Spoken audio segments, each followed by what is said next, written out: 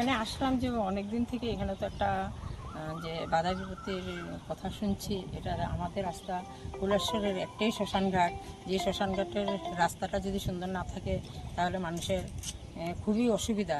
কারণ প্রত্যেকের বাড়িতে কখন কার বাড়িতে মৃত্যু হবে সবাই এখানে যেতে হয়, সবাইরই এখানে দরকার আছে শ্মশানের।